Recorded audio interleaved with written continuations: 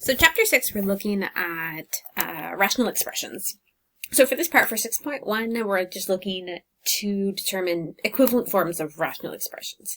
So you can have a look at some of the review for the rules of exponents and whatnot, or if you feel you're ready, you can just jump into this. So a rational expression is just an algebraic fraction with a numerator and denominator that are both polynomials, pronounce that right. So it's just an algebraic fraction, and you've worked with them before. So for example, I could do x over x minus 5. I could do 2x over 3. So either both of them can have a variable, or just my numerator in this case, or I could just do my denominator over here. So these would be examples of algebraic fractions. So when we're working with these, we're going to have what we're going to call NPVs, or non-permissible values. So you know that we cannot divide by 0. Anything divided by 0 is considered to be undefined. So if I try to divide 5 by 0, I can't do that. You're going to get an error on your calculator. We're going to call that undefined. It's not something we can do. So what happens is there's certain values for the variables in our denominators that are not permissible values. So we do need to take those into consideration when we're solving these. So let's have a look. So example 1, what they want to do here is just to determine any value for the variable that would make this expression undefined. So I'm okay with any value for my numerator, but I know that my 2x cannot equal 0. I do not want that to equal 0. The only time that that would equal 0 would be when x is equal to 0. So x cannot equal to 0. So that one's pretty basic. For this one, same general idea. I don't want my denominator to be 0. So x minus 7, I know that that cannot equal 0. So what would x have to be so that this would equal 0? If you're unsure, for something like this, it's pretty easy. But if it was a bigger one and you were unsure, you can always rearrange and solve. So what I can do, I can say x cannot equal, I can add a 7 to each side. So x cannot equal positive 7, because if it did, my denominator would be undefined, and it would be 0, and I couldn't divide. So over here, there's going to be a couple values here.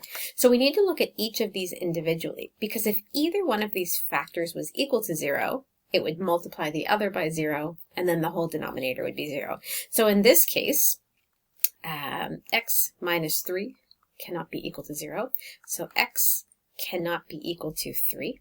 In this case, 2x plus 1 cannot be equal to 0. So same idea. You could probably figure this out in your head without any help, but if you were unsure, we can kind of treat it as that linear equation and just keep the does not equal. So I subtracted 1 from each side, and now I'm going to divide both sides by 2. So x cannot equal negative 1/2. So in this case, we actually have two non-permissible values, or NPVs. You would have x cannot be equal to 3, and also x cannot be equal to 1/2. So now we're going to look at simplifying rational expressions. So you have simplified these type of expressions before. So for example, if you were to take the fraction 9/12, you could look at this, and if I were to ask you to simplify, you know that this is divisible by 3, this is divisible by 3, so I can rewrite this as 3 over 4. So in the same way, we can do this when we have variables, or when we have algebraic fractions. So what I'm technically doing here, and I'm just going to kind of show you the bit longer way, I could rewrite 9 as 3 times 3. I could rewrite 12 as 3 times 4, and then 3 over 3, that fraction would be the same as 1. So if I'm multiplying by 1, I'm not actually changing anything, and I'm left with that 3 over 4. So the same general idea works here. So I can do m times m times m times t all over m times t times t times t times t. That would be equivalent to 1. This would be equivalent to 1. This would be equivalent to 1, and I would be left with m all over t to the power of 3. So that's one way to look at it. Another way to look at it, if you think back to grade 9, when you're dividing your exponents, so if I have m to the 3 and m to the 2 and I'm dividing, what I can actually do is subtract my exponents. So m to the 3 divided by m to the 2 will give me m to the 1, and we don't have to put that in. T, technically that would be the same as t to the 1, and I'm subtracting 4, so that's going to give me t to the power of negative 3.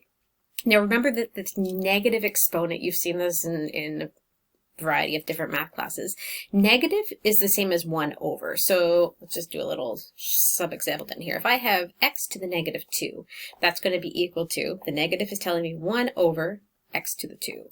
Or even if I had 3 to the power of negative 2, it's going to be 1 over 3 to the power of 2. So this negative t is just indicating that I have 1 over t to the 3. Which leaves me with m t to the 3. Sometimes the simplification gets a little bit trickier. If we look at this, it's a little bit trickier. There's nothing we can obviously cancel out. It's not that we're multiplying one thing by itself multiple times, but we can factor. So remember your factoring, love it or hate it, you will never get rid of it. So here we're going to factor. So for this one, I could rewrite this as 3 x minus 2. I can factor out a 3.